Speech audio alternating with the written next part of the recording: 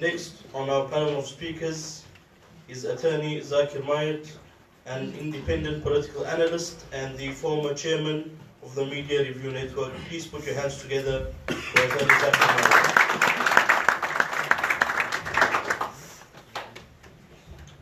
Assalamu alaikum wa rahmatullahi wa barakatuh. I had to take a few moments to try and compose myself after I saw our brothers being massacred and our sisters being martyred in that square, and I had to ask the question, as a Muslim, we have all these armies, we are a massive population globally, and we couldn't stop that. Have we become so defeated as an ummah that we sit by and we watch our people, our children being slaughtered, and we can do nothing about it? Ya Allah, forgive us for sitting idly on the sidelines. But there's another observation from those videos, was that the bulldozers that went into Rابعة Square looked very similar to the Israeli bulldozers, and gives you a very clear indication as to what that regime is. But I'm not going to go over much of what was already said. The speakers, my esteemed panelists, have already covered it. So I'm going to thin down what I've wanted to say. But there's a certain theme to what I'm going to address. What happened on the day of Rابعة? On that fateful day when over 1,000 people were martyred in that square. When over 4,000 were injured, and that's according to the Egyptian Ministry of Defense figures. So the figures were far higher than that. But there was a failure, and I think there was a turning point. The failure was on our side, because we underestimated the demon that we faced. But there was a turning point, and I think it sets the tone for the rest of what is happening in the world today. There was a turning point because we believed that Rابعة al-Adawiyya had a masjid. It became the center of the resistance to this illegitimate regime. We thought a masjid would be sacred. We thought that if we did not carry arms, we would use simple protective mechanisms such as a helmet and sports armor, that there would not be a massacre amongst the defenseless. We did not anticipate the brutal force that was used on that fateful day. And that sets the tone for what we are seeing in the world today. You are seeing identity politics. You are seeing outward racism. You are seeing attacks on Muslim populations throughout the world, not like we've seen before. The recent attack on Norway, Christchurch in New Zealand, this general hatred. It's unbridled. We haven't seen this type of thing before. But I can go on and give you all the statistics you already know about Rابعة.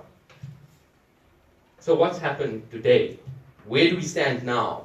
I've addressed this conference before, alhamdulillah, and I stand here again and I wonder what has changed. The situation in Egypt today is just as bad as it was back then. In fact, it may even be worse.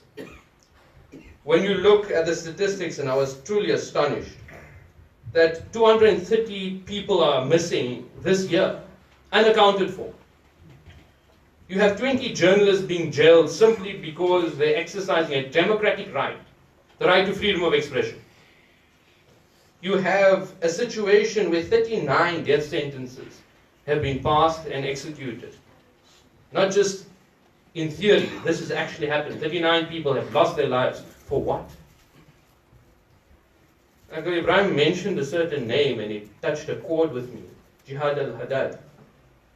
And I have this recollection of going to meet Jihad and that beautiful face of his, shining with the joy that we've done it, alhamdulillah. It's going to be a difficult road, but we have faith that things are going to change in Egypt.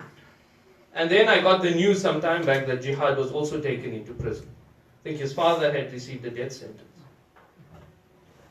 But it takes me now to the situation, so nothing has changed.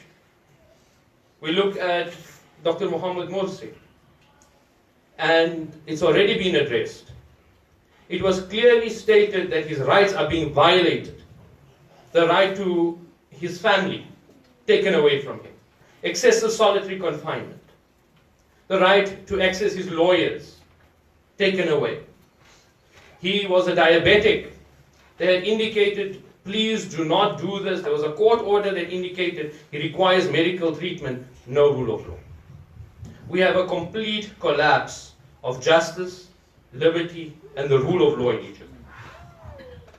But we do not mourn the death of President Mohamed Morsi. And yes, we will always remember him as our president. We do not mourn that death.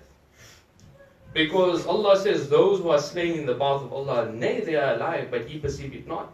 Allah gives us a very clear indication.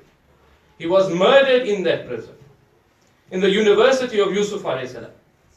So we do not mourn that death.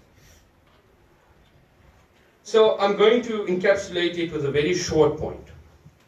And I think it's important for me to address this and share this bit of information. My brother Khalid approached me in the week for this conference, and I said, not a problem. I'm in Cape Town for something else. I would love to be part of this event. I wish it was to celebrate the overthrow of Sisi, but inshallah that day will come. I was coming into Cape Town International, the arrival, and there are 8 SAPS members waiting. I saw this, I said, it's very strange. I'm walking through, the man in front of me gets pulled out, they say, not him, him, points at me. Sorry sir, we're from immigration, we want to ask you questions. Who are you? Where are you going? What event are you speaking at? Immigration. Is it Mossad? Is it the agents of the Egyptian regime? What we can agree on is that they are afraid of this conference. Otherwise they won't target. They are aware of it, and those that are going to take this message back to their handlers, let them take it. Let them know that this conference will not stop resisting. Our job, and I think it's been touched on by all the speakers, is for us to remain resilient. There is an ethic of defeat that has taken over the Ummah. We have been occupied. We have been decimated. We have been slain. We have been raped. We have been tortured. Every single Muslim environment has been taken over, occupied, or is in the hands of the oppressor in some way. We have absorbed that ethic of defeat. But there's something that is changing, and it may be a very left field comment. There's a series that everyone is watching. We see this particularly amongst the business people, Ertugrul. So I had to have a look at the series to see what is everybody talking about. We may have our differences in opinion on it, but there is some wisdom that I can't deny. There is a scene where the main character approaches the spiritual leader in a dream, Ibn Arabi, and this is what the main character says. The doors are being slammed in my face. The remedy is getting far away from me. The sky has turned into a cage falling on my head. So Ibn Arabi then responds to him. And he says that sometimes Allah gives discomfort to His devout servants. Wisdom is the child of patience. There is no greater tutor than patience for a person. The seed which is not willing to let its shell rot cannot bear fruit. And Allah subhanahu wa ta'ala gives us the same answer. Inna Allaha ma'as sabirin. Allah is with the patient. Patience does not mean we sit silently and wait for victory to come. No. It means that we prepare for that day of victory. It means that we keep the martyrs alive in our memories. It means that we will attend conferences like this. Hopefully this will be the last one. Inshallah. Then we can say we commemorate their struggles in Tahrir Square, in Rabah Square. That's what we want to do. But our job, our function, is to remain positive, to believe in the promise of Allah, that victory comes to those who believe. That Allah subhanahu wa ta'ala gives us another very clear example.